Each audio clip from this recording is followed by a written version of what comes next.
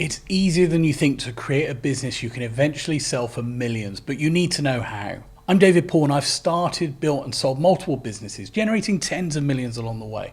And today I'll share with you what separates the entrepreneurs who cash out big from those who end up with businesses that are basically glorified jobs they can't escape from. We're talking about real businesses, building real sustainable businesses that buyers will actually fight over. It's the thing that most people get wrong about building a saleable business. They think it's all about making money. Well, that's wrong. What makes a business worth millions to a buyer is completely different from what makes it profitable for you to run. I've spent years being involved in successful exits, talking to entrepreneurs who sold their companies and exited businesses myself. And let me tell you, the patterns are crystal clear. By the end of this, you'll know exactly what business buyers are looking for, how to position your business for a massive exit, and most importantly, how to avoid the fatal mistakes that kill 90% of potential deals before they even get started. The biggest mistake entrepreneurs make is they build businesses for themselves instead of building them for future buyers. It's like renovating a house for your own taste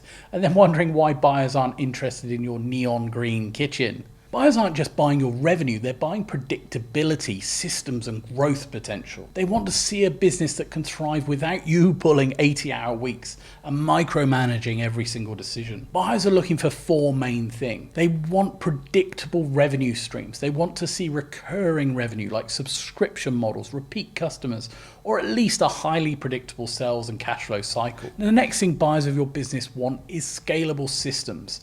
Everything should be documented, automated, or systemized.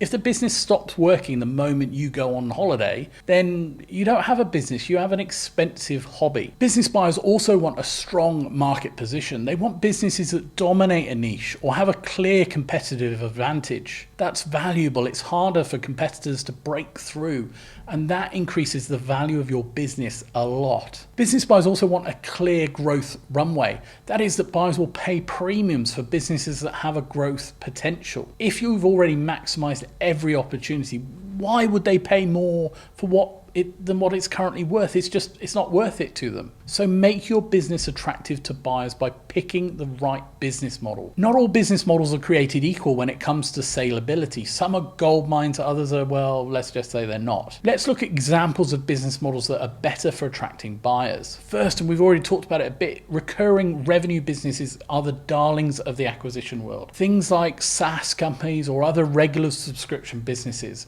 Monthly recurring revenue, scalable infrastructure, high margins. It's like catnip for buyers. Even a small recurring revenue company with 50K of monthly recurring revenue can sell for 3 to 8 times annual revenues. E-commerce can also be great if it's in the right circumstances. Now here we're not talking about drop shipping, garbage or e-com rubbish, but we're talking about real e-commerce businesses with real brands and real customer loyalty. Things like subscription boxes, private label products, stuff with good brand recognition and that has recurring revenue. Another strong business model that business buyers like are service businesses with systems. Here's where most people mess up. Service businesses can absolutely sell for millions and can get really good multiples, but only if they're not dependent on the founder. Marketing agencies and consulting firms, even local services businesses, can also be gold mines if they're properly systemized, but they can't rely solely on you. They have to have a system in place. Avoid anything that requires your personal reputation or your unique skills to function. If clients are buying you instead of your business, that's not saleable, that's a job with extra steps. To make your business attractive to buyers, you must build systems that work without you. This is where most entrepreneurs unfortunately completely drop the ball. Your business needs to be so well systemized that it could theoretically run without you for 6 months or indeed forever and still thrive. To get to this point, document everything, and I mean everything. Customer acquisition processes, fulfillment procedures, hiring protocols, even how you make decisions. If it's in your head, it needs to be on paper or in a system. And by system, I don't necessarily mean tech. or it could be, it needs to be a recorded process, even a filing cabinet full of process documents. That's a system that buyers can then follow if they acquire your business. Next, automate ruthlessly. Every repetitive task should be automated or at least systemized to the point where any competent person can do it. Customer service, inventory management, marketing campaigns, automation is your friend. The next key to building a business that is attractive to buyers is to build a real team. Although it can be tempting to entirely use freelancers and contractors, you also need to have people who are real people with real responsibilities and an interest in continuing working in your business. In this day and age, they can be contractors, but they need to be long-term, bought in, not some random person you found on Fiverr last week. You want to have a real team who have real responsibilities, who can make real decisions. A business that depends entirely on the founder is worth maybe 1-2 times revenue, if that. A business with a strong management team, that can be worth 5 to 10 times revenue depending on the sector. To build a business that buyers will pay a premium for, you also need it to be under some form of management, whether that's a number 2 who could take over from you or a series of management layers in a bigger firm. You should be able to remove yourself from the day-to-day operations and have the business actually improve. Next, to make sure you are building a business buyers will pay actual money for, you must focus on the business metrics that matter most to buyers. And focus on them right from the start. Don't do it 3 weeks before you're due to sell. The metrics you care about as an owner are often completely different from those the buyers will care about. For example, one metric you should know and monitor is customer lifetime value versus customer acquisition cost. This ratio is everything. If you're spending $100 to acquire a customer who's worth $500 over their lifetime, buyers will pay through the nose for that sort of profit-making machine. Also, monitor monthly recurring revenue and churn. For subscription businesses, low churn rates are like showing buyers a money printing machine that keeps getting faster and faster and faster. Also, track gross margins over total revenue. A 500k business with 80% gross margins will often sell for more than a 1 million business with 20% margins. Buyers like efficiency and will pay a premium for it. Also, monitor market share and competitive position. Being the number 1 provider in a small niche is worth more than being number 10 in a massive market. Oh, that's not strictly true, but you get the idea of what I'm trying to say. Start tracking all of these metrics from day one. Not only will they help you build a better business, but when you come to sell it, you'll have all the data that make buyers love you. To build a business buyers want, you also need to create real competitive advantage. Anyone can start a business, but not everyone can build a moat around it.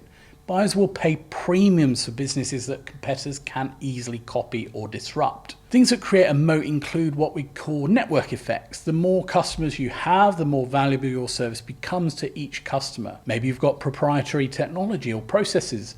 This doesn't mean you need to invent the next iPhone. Even a unique way of solving a common problem can be incredibly valuable. It could be that you have exclusive relationships, partnerships, supplier agreements, or customer contracts that competitors can't easily replicate. This is a moat. You could have brand recognition and trust. This takes time to build and creates incredible value. When customers choose you, not because you're the cheapest, but because they trust your brand, that's gold to business buyers. Build your data and insights. The more you know about your market and your customers that competitors don't, then the more valuable your business becomes. Next, and one of the most important factors when trying to maximize your exit value, is getting your timing right. Timing isn't everything, but it's pretty damn close to everything. And remember, market conditions matter. Try to time your sell when your industry's hot, valuations are high, and buyers are aggressive. This might mean holding on to your business longer than you'd originally planned, or it might mean moving faster than expected if the market is right. Also, consider your business life cycle. The sweet spot is usually when your business is growing but hasn't hit its peak yet. Buyers want to see a growth trajectory, not just current performance. Also, be personally and emotionally ready. This sounds touchy-feely, right? But it matters. If you're not genuinely ready to sell, not ready to let go, then you'll sabotage the deal and accept a lower price than you should. Ensure you have your books optimized, clean up your accounts, optimize your tax situation, and make sure everything looks as attractive as possible on paper. Sometimes a few months of preparation can add hundreds of thousands or even millions to your sale price. So get it right. We've talked about what you should do to build a business that buyers queue up to buy. Now let's talk about some of the fatal mistakes and avoiding them. These mistakes kill more deals than anything else. Don't be too attached to your business. Your business is not your baby. It's an asset you're selling. The moment you start taking negotiations personally or refusing reasonable requests from buyers, you've probably killed the deal. Don't keep poor financial records.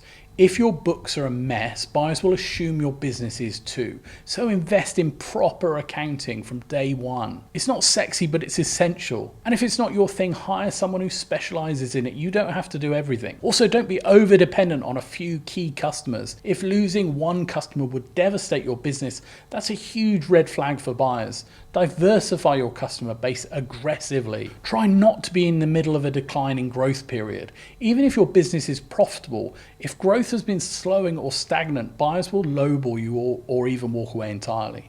So maintain growth momentum right up until the sell. Now, it can be possible to explain away periods of decline, and some buyers will seek those sorts of businesses out. But if it's prolonged and there's no clear reason for the decline, then buyers will run a mile. Now, personally, I love buying businesses that have declined, providing I can see the fundamentals are still there. But I'll lowball you, so if you want to maximize your value, don't sell a declining business. The next fatal mistake to avoid is trying to do it alone. Selling a business is complex, so get a good business broker or M&A advisor. Yes, they're going to cost you money, but they'll often get you a price that more than covers their fees. But be careful. Some are just out there to charge big upfront fees and will never sell your business and never have any intention of doing so. So I find exit advisors better than business brokers, and try and find one who charges percentages on the exit rather than huge upfront fees. After all, if an advisor thinks they can sell your business, they will want to be incentivized at the sell, as they're going to earn more that way. So be wary of people who just want big upfront fees and who aren't interested at the back end profit. Look, building a saleable business isn't about getting lucky or having some revolutionary idea. It's about thinking strategically from day one, building systems instead of jobs, and creating real value that buyers can't resist. The entrepreneurs who sell for millions or more aren't necessarily smarter than everyone else. They just understand what buyers want and they build accordingly. So what's your biggest takeaway from today's video? Are you building a business or are you building a job? Let me know in the comments below. And if you found this video valuable, please hit those like and subscribe buttons, because it really helps me grow the channel and share more. My name's David Paul, and I've been starting, growing and selling businesses for over 20 years, generating tens of millions along the way. I really appreciate you watching this video. Hopefully I'll see you in the next one. Bye for now.